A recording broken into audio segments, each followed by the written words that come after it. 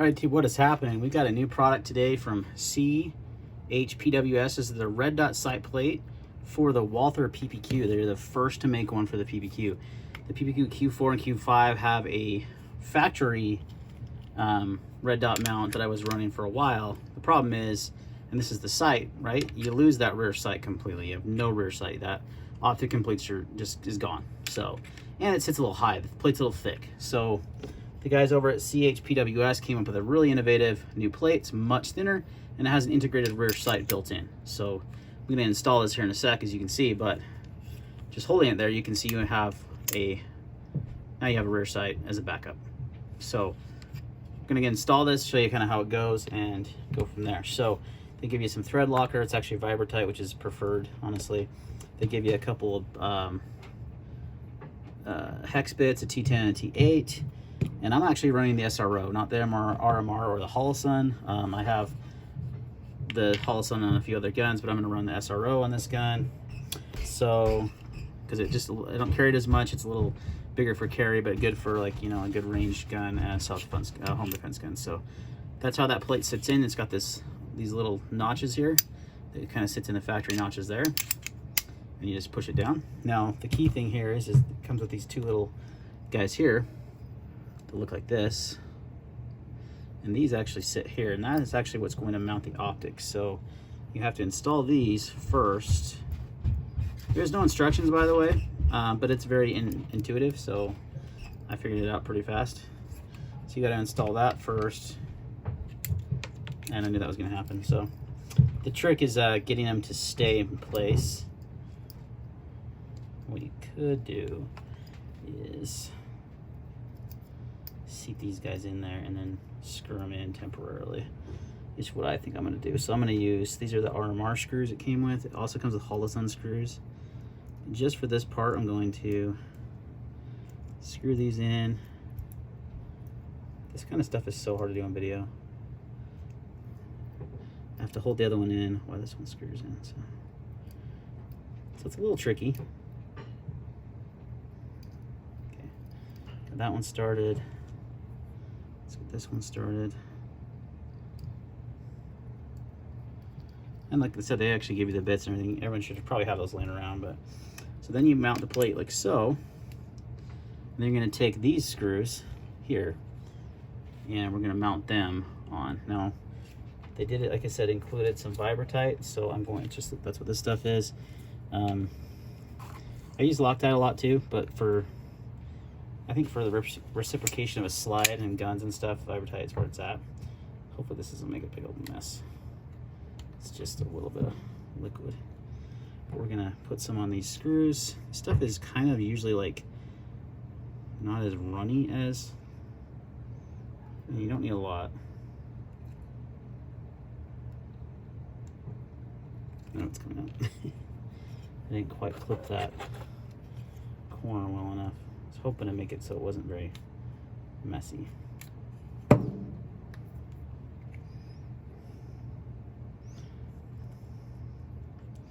Nice thing is too, this doesn't take as long to set as Loctite, in my experience. Oh yeah, that came out pretty runny. Figured that was gonna happen. Definitely want to Loctite these screws, or Vibrotite, whatever. So that's what's gonna hold the plate on. That's the most important thing, right? Because people have had issues with red dot sights coming off on them, especially with the Glock MOS. But pretty much all factory red dot mounts aren't very good.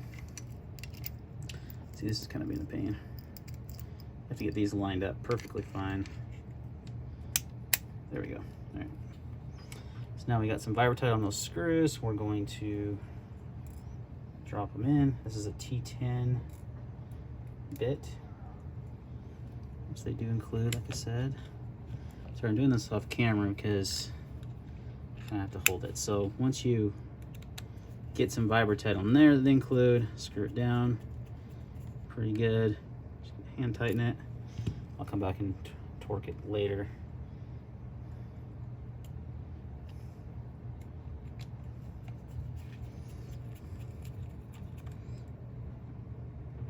Okay, now that you got those on, you can then remove these little screws T8. We don't need these yet.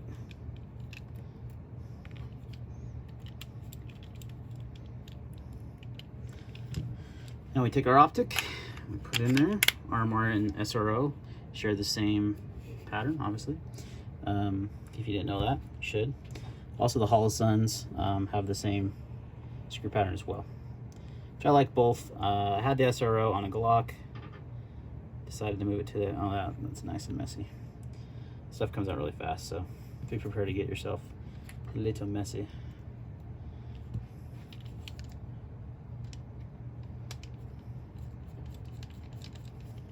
Just gonna screw that on. Sorry, a lot of this has been off camera, but the most important things I covered on camera, so we're actually just gonna take some of that excess.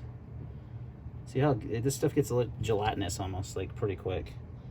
It's pretty, it hardens up pretty fast. So I like it better than Loctite for that very reason.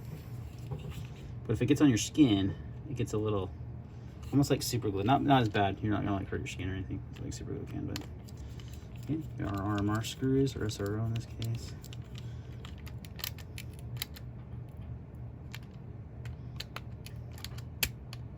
Okay.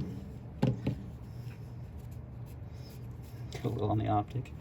And there you go. It's all mounted, ready to go, rock solid. You have a rear sight as a backup to that front sight. I think the RMR, here's the only thing with the SRO, is it's a little thicker right here. So I think what their idea is with the RMR that you're actually going to have like a lower third co-witness. Now with this, you don't really have that, and that's okay for me, but you do have at least some sort of backup sighting, which you didn't have with the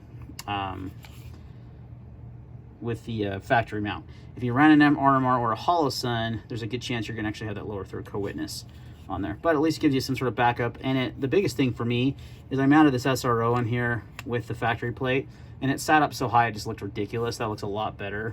Plus it's a more solid mount, and you have the integrated rear sight. So if you're on a standard RMR, it might actually get that lower third, or the Holosun, which I thought about switching over to this, but I've got it on the Glock 19. I think it's going to stay there. I like the idea of the SRO on this gun. So yeah, there you go. There is the Walther PPQ RDS plate from CHPWS. The Boom Squad was what they say. Welcome to the Boom Squad. Yeah, pretty cool stuff. As you guys probably know, this gun is empty, but yeah, we're gonna run the SRO on that, see how it goes. I think it'll be sweet, especially because I run a suppressor on this gun a lot with threaded barrel, and yeah, it'll give us some nice, it's not suppressor height sights out of the box. Another thing that Walther didn't do is offer a higher sight, which is weird. But this will work for the time being. Like I said, might run an RMR on it, but I had the SRO laying around, and I think I'm not like 100% like, hey, I want co-witness sights. You know, I don't. It's not a huge deal to me, so I just like having something as a backup. So if that optic did fail,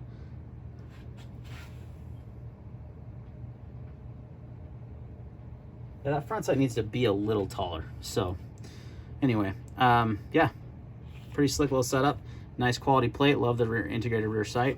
Like I said, I think the RMR is a little skinnier right here, so it will probably line up better.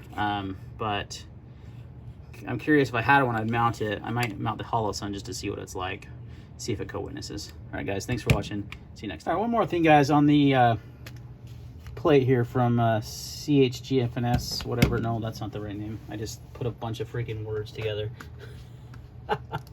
CHPWS, thank you very much.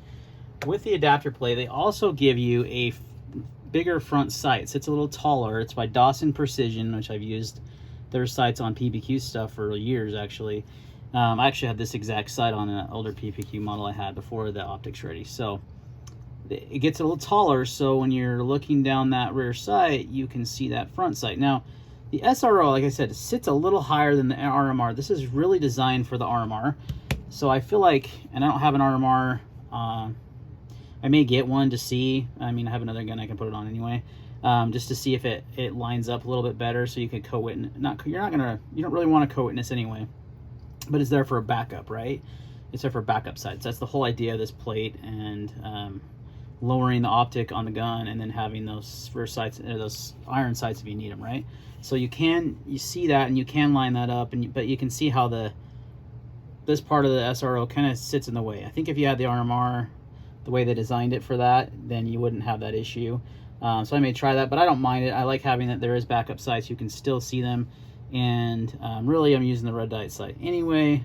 I don't like to use the iron. I don't like to co-witness. I don't mind a lower third co-witness, but I like to have the dot zeroed. Like right now it's 0 to 10 yards, which is good up to 25 usually. And you know, I just like them there as a backup. I'm mostly always going to just use that red dot anyway, because it makes it quick and fast. Anyway, so, but it's nice that they include that. Now mine initially didn't come with it, but they sent it to me in the mail. This is the original front sight. It sits a little bit lower. So they send you this, and it comes with a tool and everything to install. It's super easy. So you got everything you need to install this guy. Makes a huge difference. It lowers the optic by quite a bit. Even on the RMR, which is a smaller optic, it would be even more, it would be a little bit lower even than the SRO. The SRO is a little bit bigger optic, but for this gun, I don't conceal carry this gun often.